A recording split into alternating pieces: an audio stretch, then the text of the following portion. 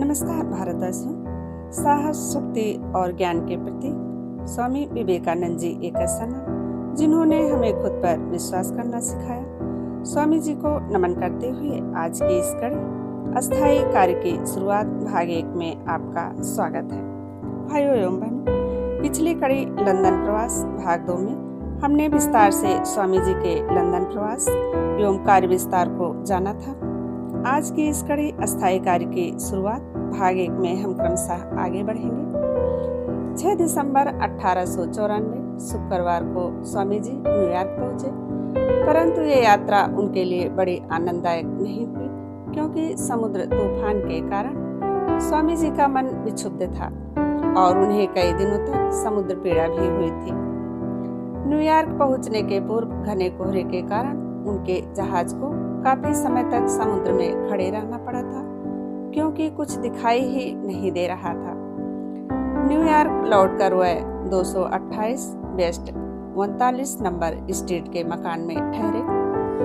मित्रों ने इस भवन में उनके निवास हेतु 2 बड़े कमरे ठीक कर रखे थे।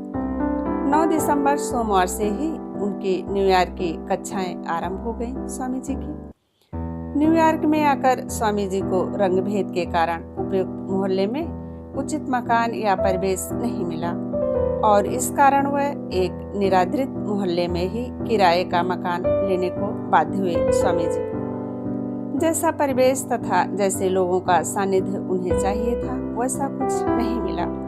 स्वामी जी ने कुमारी बाल्डो से कहा, यहाँ का खाना बड़ा गंदा दिख पड़ता है, क्या तुम मेरे लिए खाना पका सकोगी?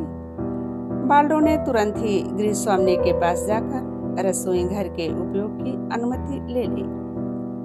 उसके बाद अगले दिन प्रातःकाल वह अपने भंडार से बर्तन तथा खाद्य सामग्री लेती आई कुमारी बाल्डो, और उनका निवास स्थान ब्रुकलिन के दूसरे छोर पर था। मथरगामी घोड़ा गाड़ी पर चढ़कर वह आती थी और न्यूयॉर्क में स्वामी जी के मकान तक पहुंचने में बाल्डो को लगभग 2 घंटे लग जाते थे, परंतु इसकी परवाह किए बिना बाल्डो सुबह 8 बजे या उससे भी पहले घर से निकल आती और रात को 9-10 बजे घर का रास्ता पकड़ती।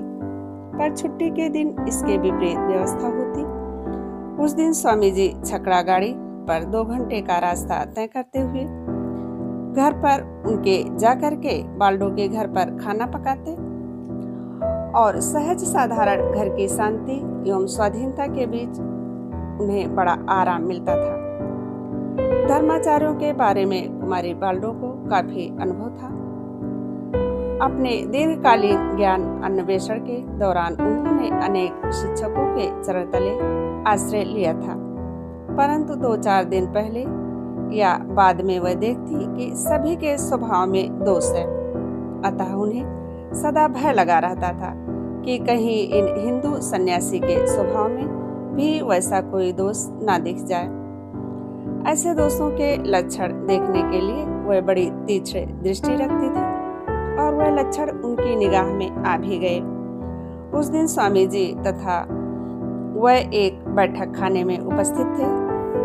आज के न्यूयॉर्क के साथ स्वामी जी के काल के न्यूयॉर्क में कोई साम्य न था। उन दिनों वहां सड़क के दोनों ओर बादामी रंग के पत्थरों से निर्मित एक ही प्रकार के मकानों की कतारें थी। मकानों के रूप रंग में इतनी समानता थी कि एक बार एक प्रसिद्ध चित्रकार ने प्रश्न किया, आप लोग कैसे समझ पाते हैं कि हम अपने ही घर में आए हैं? गली से पड़ोसी के घर में भी प्रविष्ट हो जाने की संभावना है। इनमें से प्रत्येक सकरे परंतु लंबे मकान की दूसरी मंजिल पर एक लंबा और सकरा बैठक खाना होता था। इसके एक और ऊंचा मुड़ने वाला दरवाजा, दूसरे छोर पर 2 बड़ी खिड़कियां और दोनों के बीच में फर्श से छत तक पहुंचता हुआ एक बड़ा दर्पण लगा रहता था। इस दर्पण की ओर स्वामी जी का आकर्षण दिख पड़ा। वह बार बार उसके सामने खड़े होकर ध्यानपूर्वक अपने आप को देखने लगे और बीच बीच में विचारों में डूबे कमरे के इस छोर से उस छोर तक टहलते रहे। कुमारी बाल्डो की आंखें भी चिंता में डूबी और उनका अनुसरण करती रही। वह सोच रही थी, अब इनका भंडा फूटने ही वाला है। ये अपने व्यक्तित्व के मद में चूर दिखते हैं। स्वामी जी सहसा उनकी ओर मुड़े और कहने लगे, एलेन, यह सर्वाधिक विचित्र बात है। मैं स्मरण ही नहीं रख पाता कि मैं कैसा दिखता हूँ। मैं बारंबार दर्पण के सामने जाकर अपने आप को देखता हूँ, परंतु वहां से मुड़ते ही स्मरण ही नहीं रह जाता कि मैं कैसा दिखता हूँ। स्वामी जी के इस प्रथम अमेरिकी यात्रा के दौरान ही उनकी राजयोग पुस्तक तैयार हुई थी। इसका अधिकांश भाग उनके मुख से सुनकर कुमारी बाल्डो ने लिपिबद्ध किया था। प्रतिदिन स्वामी जी का भोजन पक जाने तथा रसोई घर का कार्य समाप्त हो जाने पर वह मकान के पिछले हिस्से में स्थित स्वामी जी के कमरे में आती और मेज पर रखी दावत में कलम डुबाकर प्रतीक्षा में बैठी रहती। तब से लेकर उस दिन की कार्यवाही समाप्त होने तक उनके कलम की निब भीगी रहती थी, ताकि वह स्वामी जी के मुख से बीच बीच में निकल पड़ने वाली वाक्यधारा को पकड़ सके। पांडुलिपि तैयार हो जाने पर उसके मुद्रण का सारा दायित्व कुमारी बाल्डो को सौंप दिया गया।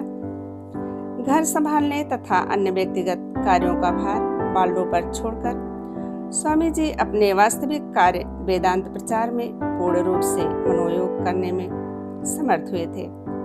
क्रमशः उनके पुराने मित्र एकत्र हो गए। अनेक नए लोग भी आने लगे। इनमें धनी, निर्धन, विद्वान और सद्बुद्धि के लेखक, लेखिका, गायक, गायिका, वकील आदि अनेक प्रकार के लोग होते थे।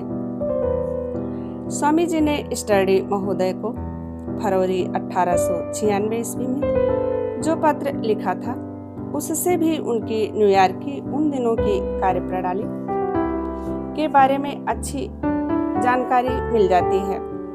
स्वामी जी ने लिखा था, यहाँ प्रति सप्ताह मेरी 6 कक्षाएं चलती हैं। इसके अतिरिक्त एक प्रश्नोत्तर कक्षा भी है। श्रोताओं की संख्या 70 से 120 तक होती है। साथ ही प्रति रविवार को मैं एक सार्वजनिक भाषण भी देता हूँ। पिछले माह जिस सभागार में मेरे व्याख्यान हुए, उसमें 600 लोगों के बैठने की व्यवस्था थी, परंतु प्रायः आते थे 900 लोग। इनमें से 300 लोग खड़े होकर भाषण सुनते थे और लगभग 300 लोगों को स्थानाभाव के कारण वापस लौटना पड़ता था। अतः इस सप्ताह मैंने एक बड़ा सभागार ठीक किया है, जिसमें 1200 लोग बैठ सकेंगे। इन व्याख्यानों में प्रवेश पाने के लिए किसी तरह का शुल्क नहीं मांगा जाता, परंतु सभा में जो चंदा एकत्र होता है, उससे मकान का किराया चुक जाता है। इस सप्ताह संवाद पत्रों की दृष्टि भी मुझ पर पड़ी है और इस वर्ष मैंने न्यूयॉर्क में काफी हलचल मचा रखी है। भय होता है निरंतर कार्य के बोझ से मेरा स्वास्थ्य चौपट होता जा रहा है। मैंने भक्ति पर लेख लिखना आरंभ कर दिया है। यहाँ के कुछ मित्र मेरे रविवार के भाषणों को छपा रहे हैं। पिछले की कुछ प्रतियां मैंने तुम्हें भेजी हैं। अगली डाक से परवर्ती 2 व्याख्यानों की कुछ प्रतियां मैं तुम्हें भेजूंगा। यह विवेकानंद साहित्य में। इस पत्र पर 16 दिसंबर 1894 का दिनांक पड़ा है तथा परवर्ती घटनाओं से लगता है कि इसे फरवरी में रखना ही अधिक सटीक होगा। स्वामी जी की कक्षाओं एवं व्याख्यानों की जो प्रमाणिक प्रतियां उपलब्ध हैं, उनके लिए मुख्यतया हम गुडविन के ऋणी हैं। यहाँ हमें यह भी जानना आवश्यक है कि 1896 ईस्वी के फरवरी से जून तक ब्रह्मवादिन पत्रिका के 8 अंकों में भक्ति योग विषयक जो धारावाहिक लेखमाला प्रकाशित हुई थी, उसका अंततः कुछ अंश स्वामी जी ने स्वयं ही अपने व्याख्यानों के आधार पर लेख के रूप में लिखकर भेजा था। भक्ति के लक्षण तथा ईश्वर का स्वरूप, ये प्रारंभिक 2 लेख उन्होंने दिसंबर 1894 ईस्वी में मौलिक रचना के रूप में लिखना आरंभ किया और बड़े दिन के पहले ही पूरा कर डाला। भाइयों एवं बहनों, आज की कड़ी में बस इतना ही। क्रमशः अगली कड़ी में अगली कड़ी में अस्थायी कार्य की शुरुआत भाग 2 में स्वामी जी के अस्थायी कार्य शैली को हम विस्तार से जानेंगे। भाइयों एवं बहनों, स्वामी जी का कहना था, एक विचार लो, उस विचार को अपना जीवन बना लो। स्वामी जी के उन्हीं महान विचारों को आप तक पहुंचाने का मेरा एक छोटा सा प्रयास है। तो युग नायक स्वामी विवेकानंद जी के बायोग्राफी समरी सीरीज की प्रत्येक कड़ी का हिस्सा बनने के लिए मेरे चैनल को सब्सक्राइब करना ना भूलें।